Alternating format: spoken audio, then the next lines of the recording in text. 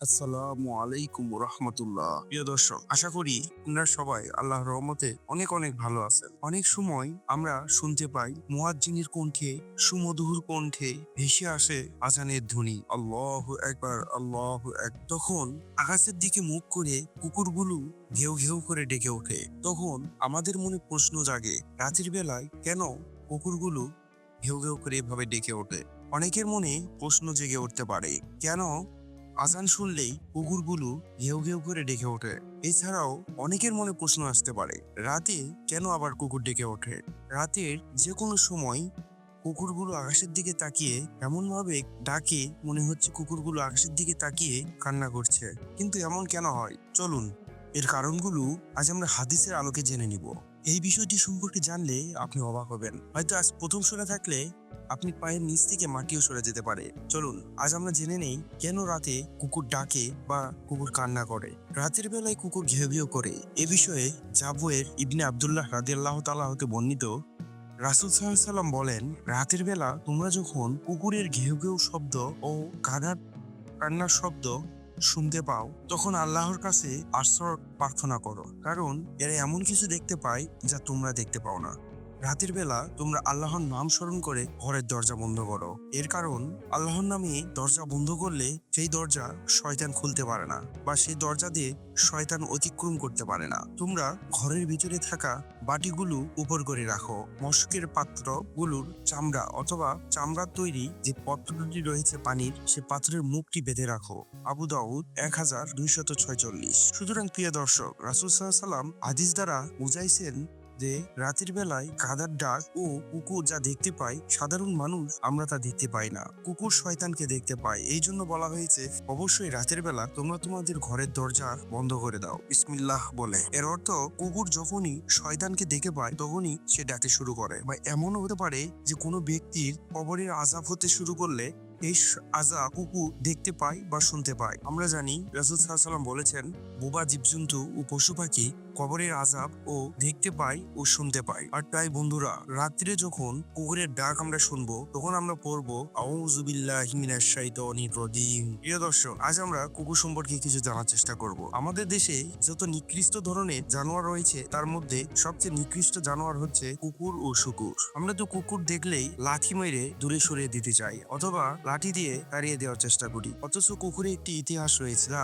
হায়াতুল হাইবার নামক গ্রন্থে লিপিবদ্ধ করা রয়েছে। আল্লাহর এক বান্দা কোথাও যেতে যেতে সুউচ্চ একটি পুরাতন বিল্ডিং দেখতে পেলেন। অনেক পুরাতন একটি বিল্ডিং, যা প্রায় 200 থেকে 400 বছরের পুরাতন হবে। আমাদের দেশের প্রতিটি মানুষেরই সবকিছুতে নতুনের পছন্দ। আমরা মার্কেটে গেলে সর্বপ্রথম দোকানদারকে জিজ্ঞেস করি যে নতুন কি এসেছে, আমাকে সেটা দেখান। কিন্তু আমাদের স্মৃতির অ্যালবামে মানুষ কখনোই নতুন কিছু রাখে না, সবসময় পুরাতন কিছুই রেখে দেয়।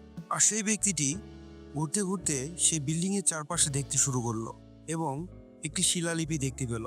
সেখানে সুন্দর করে খোদাই করে লেখা আছে, এই বিল্ডিং তৈরির ইতিহাস জানতে হলে অমুক গ্রামে যেতে হবে।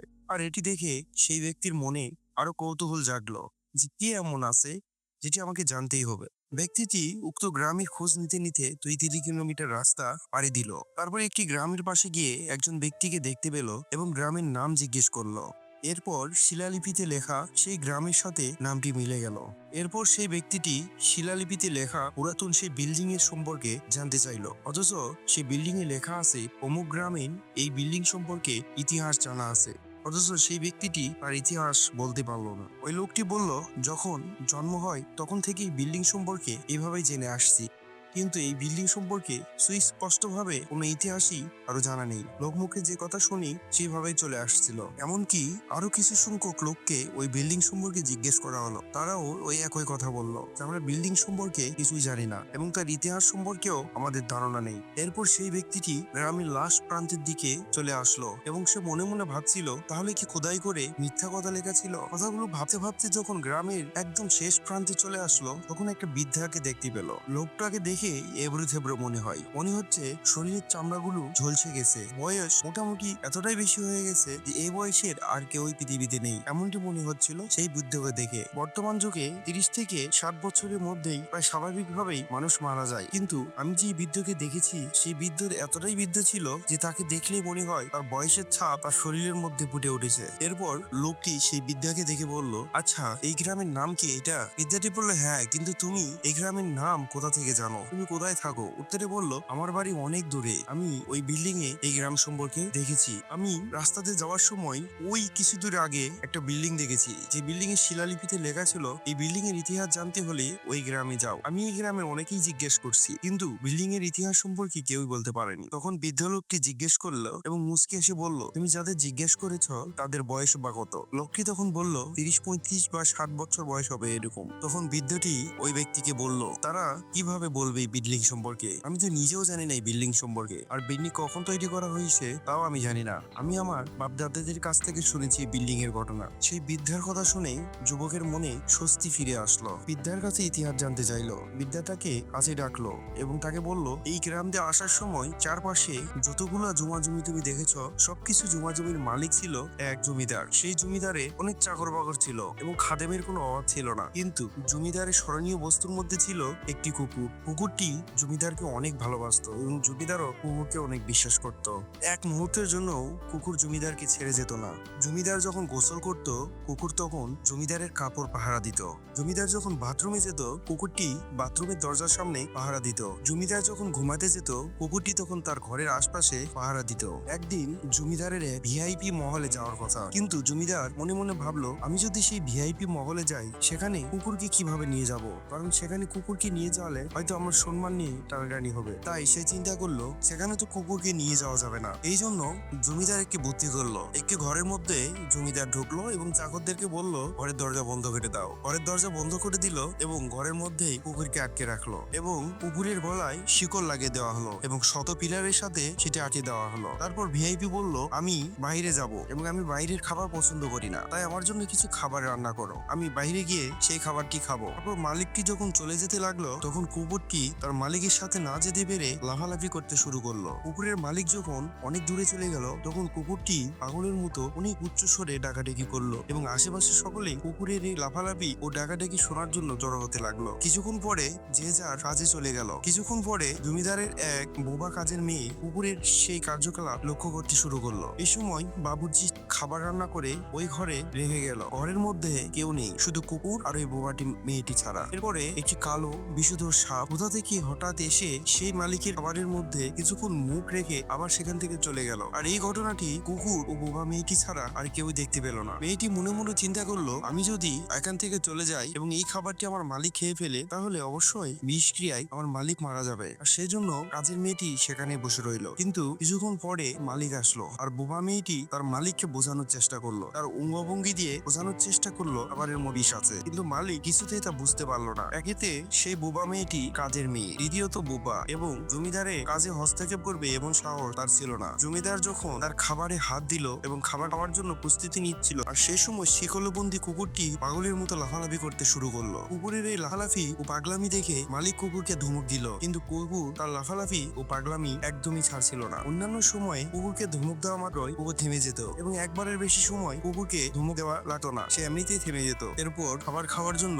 মালিক যখন প্রস্তুতি নিল কুকুরটি মাথা ছিঁড়ে যাওয়ার অবস্থা। এই অবস্থায় পা দিয়ে টেলে একটুখানি খাবার মাটিতে ফেলে দিল। যেই মাত্র কুকুরটি খাবারটি ফেলে দিল, এই খাবারটি ফেলে দেওয়া দেখে মালিক ক্রোধে রেগে কুকুরকে সপাটে লাথি মারলো এবং বেশ কয়েকটাই লাথি মারলো। এক পর্যায়ে কুকুর রকাকা হয়ে গেল এবং সে তার মিশন থেকে পিছু পা হটলো না। কুকুর শুধু চিন্তা করেছে, মালিক যদি এই খাবারের মধ্যে মুখ দেই তাহলে মালিককে তো আর বাঁচানো যাবে না। আর এদিকে মালিক চিন্তা করছে যে এই খাবারে কুকুরে পা লেগেছে, এই খাবার তো আর খাওয়া ঠিক হবে না। কুকুরটি শুধু লাফালাফি করতেছে, এদিকে মালিক যে তাকে মারতেছে, রক্তাক্ত করে দিয়েছে, সেদিকে তার খেয়ালই নাই। কুকুরের শুধু লোক যে মালিককে যেন এই খাবারটি আর না খায়। এসব কিছু দেখে মালিক তার চাকরদের বলল, কুকুরের শিকলটি খুলে দাও। কি হয়েছে ওর? কুকুরের বাঁধনটি যখন খুলে দেওয়া হলো তৎক্ষণাৎ কুকুরটি খাবারে পাত্রে মুখ দিল এবং খাবার খেয়ে ফেললো। এটি দেখে মালিকের রাগ আরো অনেক বেড়ে গেল। কুকুরের সেই খাবার খাওয়া দেখে মালিক ক্রোধে রেগে ফেলে যাচ্ছিল এবং বলছিল মনে মনে যে আজ একে মেরেই ফেলবো। আর ঠিক 2 মিনিট পরে তাকে আর সেই কাজটি করতে হলো না,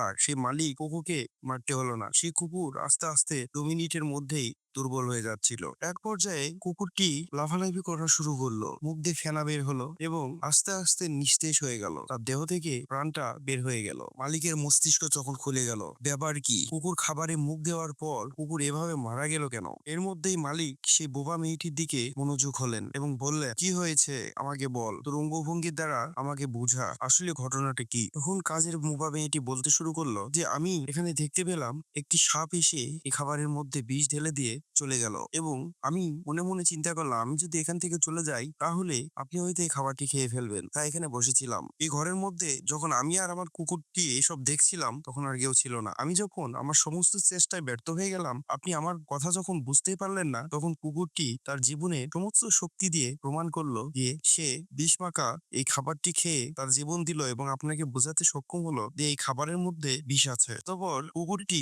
তার নিজের মালিকের জীবন বাঁচানোর জন্য নিজের জীবনই দিয়ে দিল। অথচ মালিক কুকুরের জন্য খাবারের কোনো মেনু দেয়নি, থাকার জন্য একটু ঘরও দেয়নি বা তার জন্য আলাদা কোনো ভালো ব্যবস্থাও করেনি, অথচ তার জন্য জীবন দিয়ে দিল। যে কুকুর তার মালিকের জন্য এতটা ত্যাগ স্বীকার করতে পারে, মালিকের কষ্ট দেওয়ার পরেও যে কুকুর নিজের জীবন দিয়ে মালিকের উপকার করতে পারে, তাহলে বুঝুন প্রিয় বন্ধুরা, আমাদের রব আমাদের তো খাবারের মেনু দিয়েছে, আমাদের রিজিক দিয়েছে, আমাদের নিঃশ্বাস নেওয়ার জন্য পরিষ্কার বাতাস দিয়েছে, আমাদের কি দেয় নাই? তাহলে আমরা সে রবের জন্য কি করলাম? আমরা কেমন গোলাম যে রবের কাছে কি আশা করতে পারি? প্রিয় দর্শক, আজ থেকে আমরা প্রতিজ্ঞা করব আমরা যেন সেই রবের ইচ্ছা অনুযায়ী চলতে পারি, আমরা যেন তার আদেশ মানতে পারি এবং নিষেধগুলো থেকে নিজেকে সরিয়ে রাখতে পারি। প্রিয় দর্শক, ইসলামের এই চ্যানেলে ইসলামের সমস্ত ঘটনা এবং সুন্দর সুন্দর ইতিহাস তুলে ধরার চেষ্টা করা হয়। যদি আপনাদের ভালো লেগে থাকে অবশ্যই চ্যানেলটি সাবস্ক্রাইব করবেন এবং ভিডিওটি একটি লাইক দিবেন। সবাই ভালো থাকবেন, সুস্থ থাকবেন। আজকের মতো ভিডিওটি এখানেই। আল্লাহ হাফেজ।